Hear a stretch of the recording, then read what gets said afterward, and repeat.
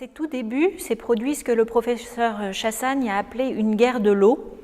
C'est-à-dire que Oberkampf avait besoin de la bièvre à la fois comme force motrice, mais aussi pour ses teintures, ses bains de teinture, laver ses toiles, etc. Évidemment, la bièvre, qu'on appelait à l'époque la rivière des Gobelins, continuait vers Paris.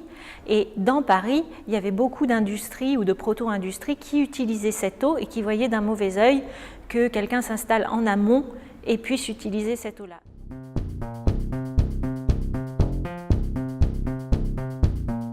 Il achète ses toiles aux ventes des compagnies des Indes, à la fois en Angleterre et à l'Orient, mais évidemment, quand avec les guerres napoléoniennes, il y a le blocus continental, il ne peut plus s'approvisionner en Angleterre. Il emprunte alors des chemins détournés, soit par la Suisse en s'adressant à sa famille en Suisse, soit en faisant intervenir plusieurs intermédiaires et en faisant venir ses toiles par la Hollande. Et avec d'autres manufacturiers, ils essaient aussi d'influencer la politique douanière de Napoléon pour que leurs matières premières rentrent plus facilement en France, puisque ce qu'il importe de bloquer, ce sont les importations de matières finies et pas les importations de matières premières qui nourrissent l'industrie française.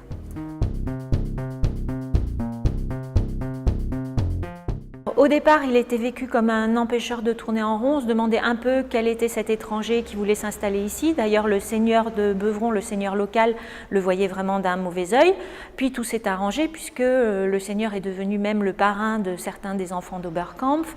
Et Oberkampf l'a aidé à aider la famille de Beuvron pendant la Révolution. Et puis après, on a même au début du 19e siècle, en fait, on a des assiettes à l'effigie d'Oberkampf où Oberkampf est nommé bienfaiteur de la population. Donc c'est pour dire la place qu'il avait prise à Jouy-en-Josas et la haute estime en laquelle il était tenu dans la ville.